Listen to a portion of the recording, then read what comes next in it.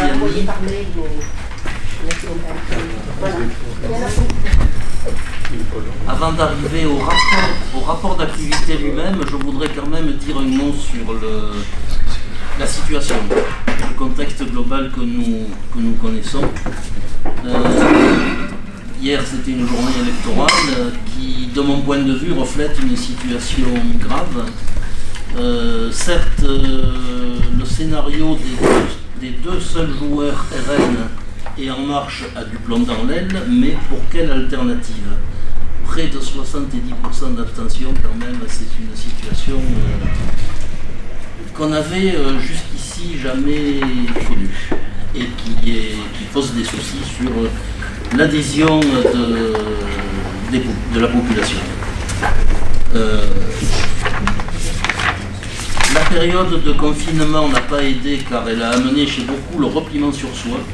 Le gouvernement a poussé en ce sens, trop heureux que le confinement soit aussi dans les têtes. On nous a joué du sentiment, rappelez-vous les quelques minutes d'applaudissements pour les essentiels, mais dans le même temps, casse des garanties collectives, de la sécurité, des retraites et j'en passe.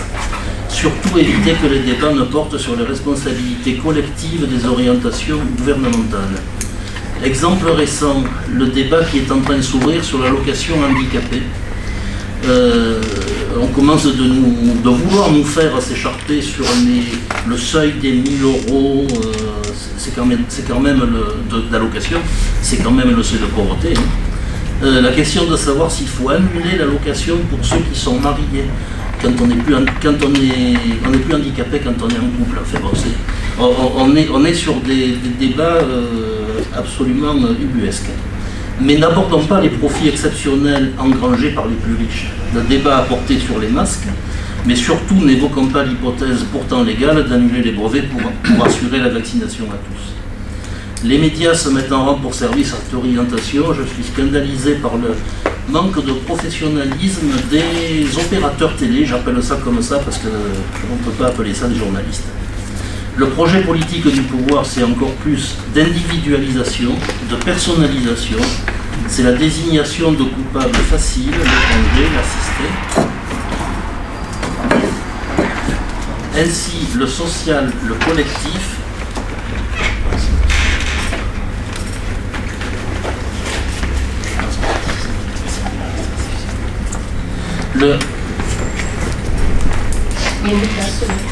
donc le social, le collectif, le service public sont autant de groupes. Ce projet qui a son reflet dans la situation politique impacte tout le mouvement associatif.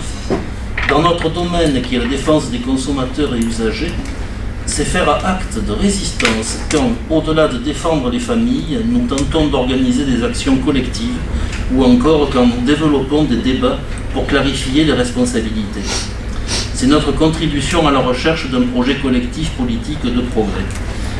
On peut regarder le bon côté, il dépend de nous que les débats se développent, la situation est telle qu'il y a, si on se bat, des potentialités. Les conflits d'aujourd'hui ont de plus en plus des dimensions sociales. Il y a donc un enjeu très fort à ce que nous puissions porter le débat sur les aspects collectifs et ne pas se laisser enfermer dans les débats individuels. Dans cet esprit, se rajoute à l'ordre du jour et je vous proposerai 2 motions validées par le bureau, une sur la volonté de Madame le maire de la Seine de s'en prendre aux associations, l'autre pour protester contre la baisse voulue par le gouvernement des aides à la défense des consommateurs. Voilà pour ces quelques mots d'introduction. On viendra aux motions, je pense, vers la fin du rapport d'activité. J'ai fait des tirages, on vous les distribuera. Donc le rapport d'activité proprement dit, notre précédente Assemblée Générale a eu lieu en 2018. L'activité de l'association s'est poursuivie régulièrement au travers de son collectif. Alors ce qu'on appelle le collectif, c'est l'ensemble des militants d'Indecosa qui se sont impliqués. Et donc on a l'habitude de leur demander régulièrement de venir et de partager la connaissance des dossiers que nous suivons. On peut dire qu'Indecosa a affirmé sa présence sur le territoire en continuité de ses missions de sensibilisation. Rappelons-nous le débat sur la marchandisation de la santé. mais aussi la présence accrue sur des secteurs nouveaux comme notre implication en matière de santé avec les représentants des usagers ou le logement avec notre participation aux élections de fin 2018 et la présence d'administrateurs Indecosa. L'organisation. Donc nous avons poursuivi le travail en collectif des militants permettant un meilleur travail collectif, même si le développement des actions pousse à la spécialisation entre guillemets de certains camarades. Certains prennent en charge le dossier transport, d'autres le dossier santé, etc. Il est important, me semble-t-il, de garder ces échanges globaux pour une connaissance collective des sujets traités. Les permanences. Je pense qu'il faudra y revenir dans le débat.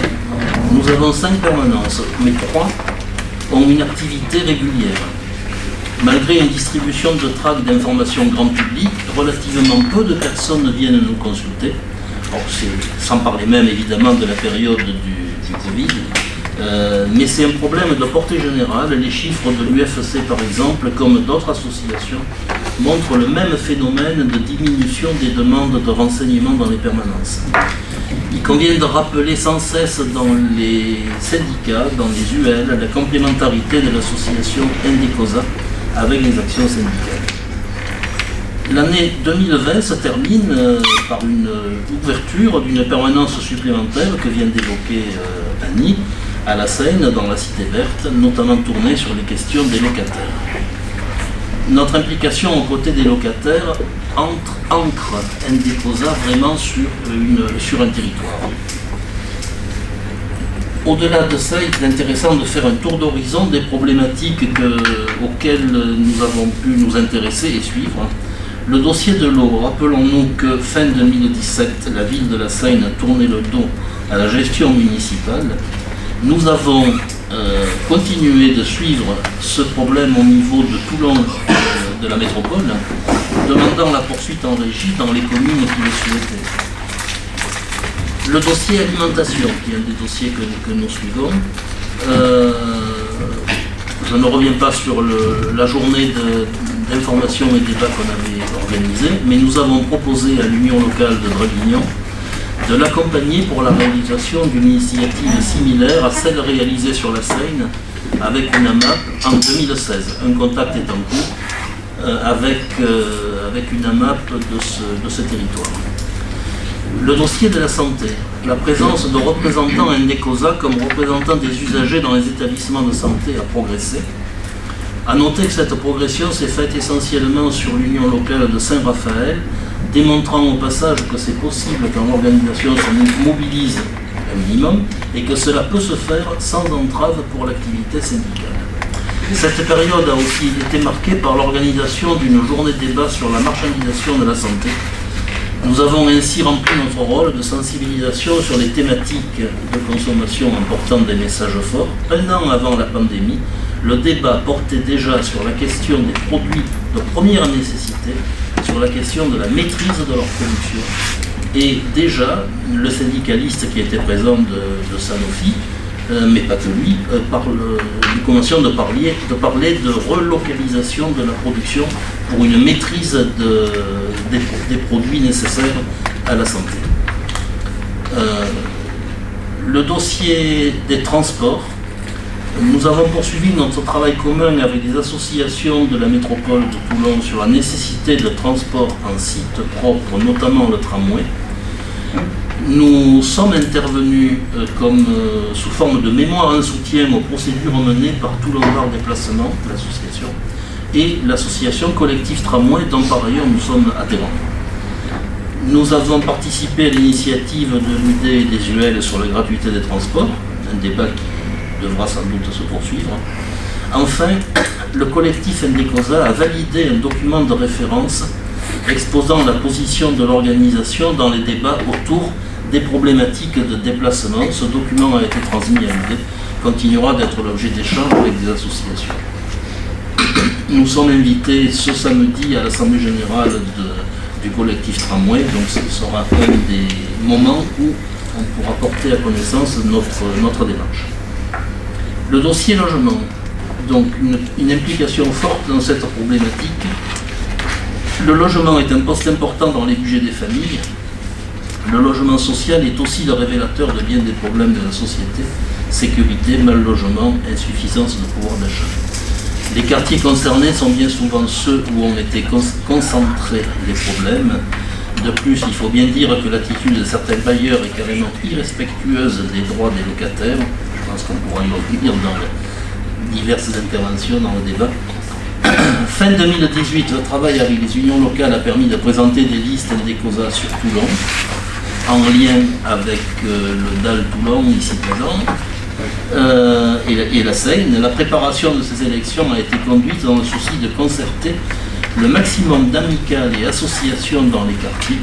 Plusieurs d'entre elles se sont affiliées à Indecosa. Et nous avions consacré cette point par une modification des statuts en 2018. Le travail avec les locataires sur la vérification des charges est monté en puissance, avec rencontres en pied d'immeuble, rencontres avec les bailleurs, présence d'Indecosa comme membre de la commission départementale de conciliation, interpellation des bailleurs et en cours l'examen d'opportunité d'une action avec un avocat. On pourra y revenir si vous le souhaitez.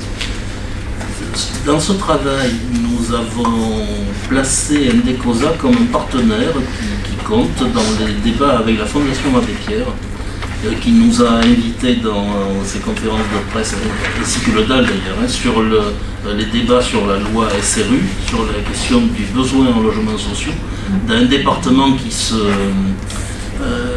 caractérise par une absence de volonté des municipalités pour construire du logement social. Dernièrement, Indecosa a été à l'initiative d'une interpellation collective du préfet par 11 associations sur la situation des familles en difficulté avec la crise actuelle, au moment où il serait question de reprendre les expulsions. Cette implication sur la question du logement a permis de bénéficier d'un local sur la cité de Berthe, et pourquoi pas bientôt sur Toulon si nous organisons en ce sens en vue des prochaines élections des délégués des locataires qui auront lieu fin 2022. C'est un petit peu plus d'un an. Ainsi se termine ce rapport d'activité avec le sentiment d'une progression sensible sur ces 3 ans de la place d'Indecosa dans le domaine public, mais aussi dans notre organisation CGT au fil de ces 3 ans.